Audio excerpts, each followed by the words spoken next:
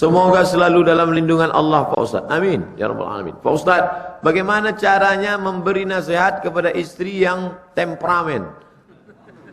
Susah dikasih tahu. Mudah marah. Kenapa dia temperamen? Apa sebabnya? Coba bawakan ke psikiater. Apa sebabnya? Nusyuz, durhaka. Perempuan yang durhaka. Wallati takhafuna nusyuzahunna, perempuan-perempuan yang kau khawatir kalau dia menjadi nusyuz durhaka, fa'izuhunna, nasihati dia. Adinda, janganlah kau suka marah-marah. Nanti kalau marah masuk neraka. Tak mempan nasihat. Wahjuruhunna fil madaji, pisah tempat tidur. Kalau kau tak berhenti juga marah, maka kita pisah kasur selama sebulan. Kata dia memang itulah yang kutunggu-tunggu selama ini. Tak juga mempan, wadribuhunna, pukullah dia, tempeleng dia. Ketika pas mau ditempeleng, difotonya pula kita. Di-uploadnya ke FB. Kawan-kawan dia pun mulailah komen. Teganya. Ini tak bisa lagi diamalkan nomor 3 ini. Bisa masuk KDRT, kekerasan dalam rumah tangga. Datang Pak Kapolsek ke rumah, nangkap kita. Tangkap kekerasan. Bapak tahu dari mana? Istri bapak kan friend saya di FB. Fotonya saya lihat. 4. Fab'athu hakaman min ahlihi wa hakaman min ahliha.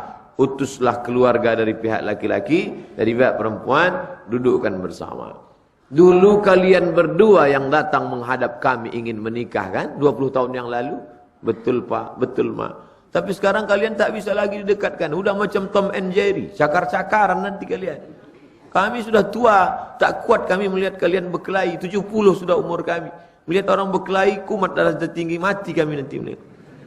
Maka dudukkan bersama. Yurida islah yuwaffiqillahu bainahuma.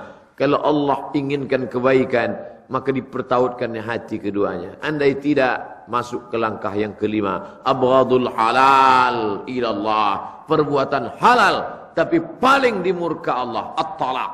Talaq. Ihtazza arsyur rahman. Bergoncang tiang aras. Kalau sudah disebut kata talaq. Oleh sebab itu jangan main sembrono, talaq. Beli buku fikih Islam Sulaiman Rashid. Orang Lampung. Balik dari Al-Azhar selesai dapat syahadah alamiah tahun 1935. Yang tak tahu rukun syarat wajib sunat makruh mubah, yang tak mengerti mana khulu', mana li'an, mana talak, mana fasah, mana zihar. Beli simple 40.000 cetakan Bulan Bintang. Harga naik tak tanggung jawab saya. Tengok situ bagaimana. Ya, tak ngerti tanya Pak Ustaz. Itu gunanya pengajian. Bapak Ibu yang dimuliakan Allah Subhanahu wa taala, maka itu 5 langkah. Kalau tak juga mempan, apa boleh buat? Bunga bukan setangkai, kumbang bukan seekor. Patah tumbuh hilang berganti, hilang 1 tumbuh 1000. Tapi tentunya tak semudah itu. Ini kadang orang ini marah sikit langsung tolak 100. Tolak 100 baru diteleponnya Ustaz. Ustaz Somad, ya. Tadi pagi saya emosi, saya jatuhkan tolak 100. Berapa jatuhnya Pak Ustaz? 101 saya bilang. Saya pula marah sama dia.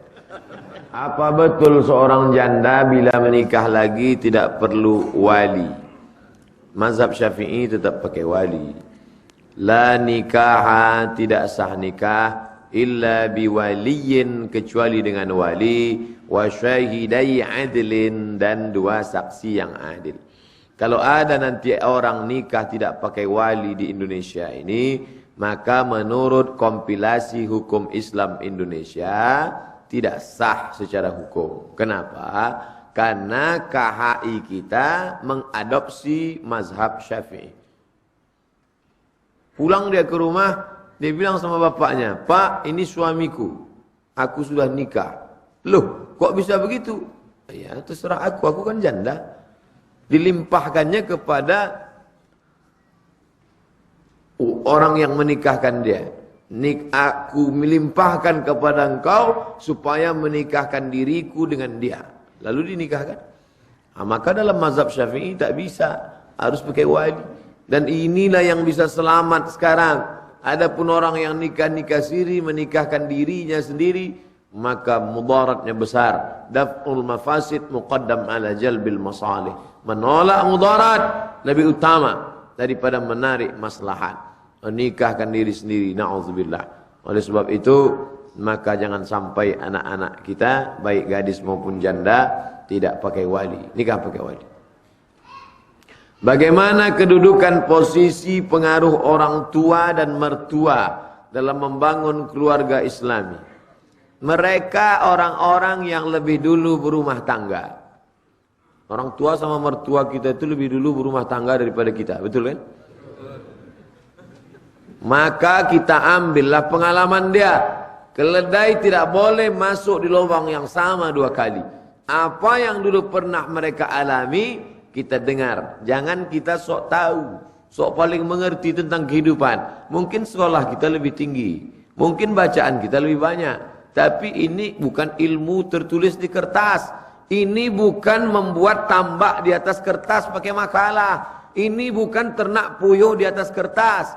Ini ilmu praktek. Berapa banyak orang ahli. Di Mesir dulu ada namanya Dr. Ala, ahli sepak bola. Doktor dia dalam bidang bola. Tapi seumur hidup saya tak pernah nengok dia main bola. Ahli bola, S3 bola. Bayangkan. Begitu juga dengan ini. Maka tanya kepada orang yang didulukan selangkah, ditinggikan seranting, batangnya tempat bersandar, daunnya tempat bernaung, akarnya tempat bersila. Orang-orang yang banyak petatah petitih pengalaman hidupnya, kita tanya dia baik-baik. Jangan cukupkan pada nasihat pernikahan.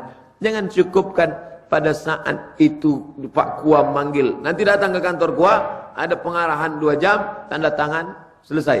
Bukan itu. Ada ilmu-ilmu yang tak tertulis dalam kitab, tapi berdasarkan pengalaman-pengalaman mereka yang luar biasa.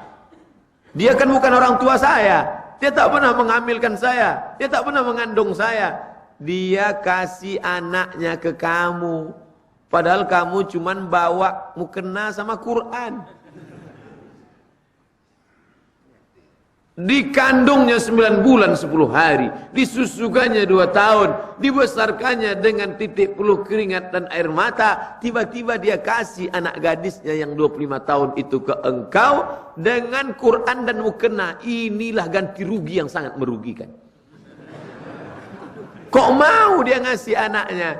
Dia kasih anak gadisnya itu ke kamu karena dia lihat kamu layak untuk membimbing.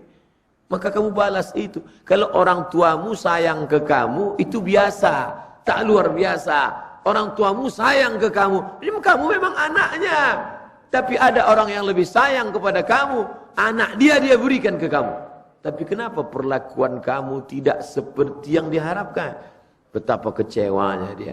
Tapi betapa beruntung dan bertuahnya. Ustadz, dulu kusangka kalau ku nikahkan anakku dengan dia, anakku akan hilang. Aku khawatir dulu kehilangan anak. Tapi setelah ku nikahkan dengan dia, malah aku bertambah anak yang baru.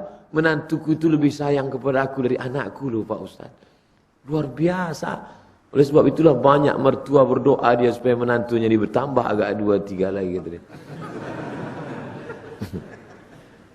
Bagaimana